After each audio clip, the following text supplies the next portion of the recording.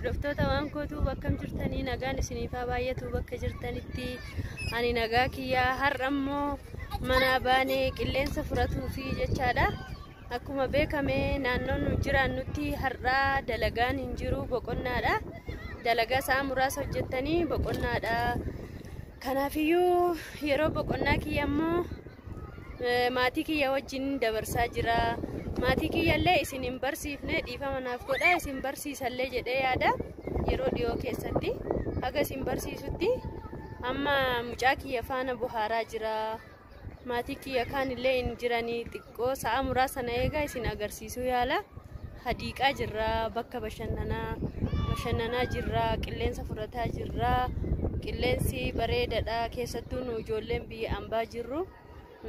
Gabbaanee akka feene ta'uu qilleensa furatuun baay'ee nuuf rakkoodha. Akkuma beekamu biyya ambaarratti namatti hin tolu akka biyya ofii hin ta'anii daa'ima keenyaaf immoo qilleensa barbaachisaadha. Osuma kana beeknullee manuma keessatti dabarsan yeroo baay'ee daa'immanii. Kanaafiyyuu ani immoo yeroo kiyyaa har'a daa'ima kiyya wajjin dabarsaa jira jechuudha. Kun mucaan argaa jirtan kun mucaa hiriitti kiyyaati. Kottu illee kun mucaa hiriyaa kiyyaati. Mucaan kiyyallee hin jira. Sabkee bar kottu habibi kottu maatii wajjin si barsiisaa. Maatiiwwan kiyyaa kunoo mucaan kiyyaa kana kan bira jiru immoo mucaa hiriitti kiyyaati isiniin jedha. Mee turtii gaarii isiniif haa ta'u.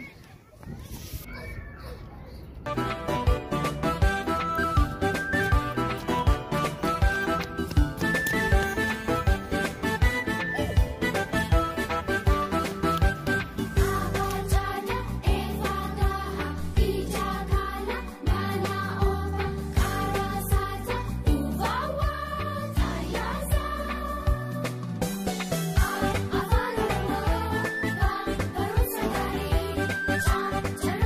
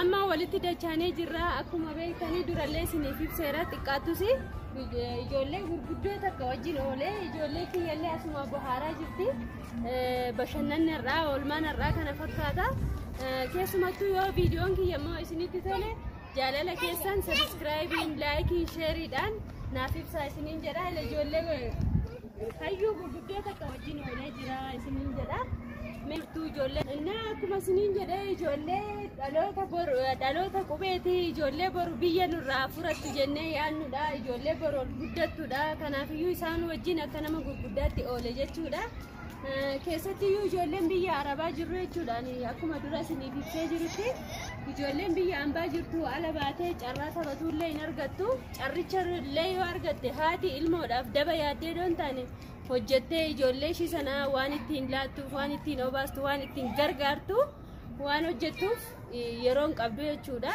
kanaafuu yeroo qabdanitti immoo ijoollee keessan bashannansiisaa ijoollee keessan faana gammadaa taphadhaa isiniin jedha anarra yaada gabaabduu kanallee isiniif qabadhee dhiyaadhe yeroo biraa immoo bal'inaan waan koo maatii waan koo hundaa isin barsiisa jedhee abdii qaba kana garuu akkuma carraa maaliif isinii hin waraabne jedheetuma malee waan hedduu itti gammadanillee natti fakkaata itti kan hin gammadiinis jiraachuu dandeessu kanaafiyyuu ijoolleen kun immoo baay'ee namatti tolanii ijoollee qulqulluudha ijoollee waan akka hin beekne jechuudha isaan waan akka hin beekanii qulqulluudhaan jiraatanii akka keenyallee nama dabaaf maaliif deemu miti mee ilaalaa ijoolleen kun akkam namatti tolti akkuma isiniif ibsee kanoo ijoollee dhaloota boruu jennee abdannu isaan wajjin oolee nama meeqaa keessanidha ijoollee keessan bashannansiisaa kan ooltanii nu oolmaan keenya har'aa kana fakkaata galatooma laayik sabiskiraayib sheer hin dagatiina bakka jirtanitti nagaan isiniif haa baay'atu ijoollee kanallee naaf eebbisaa isiniin jedha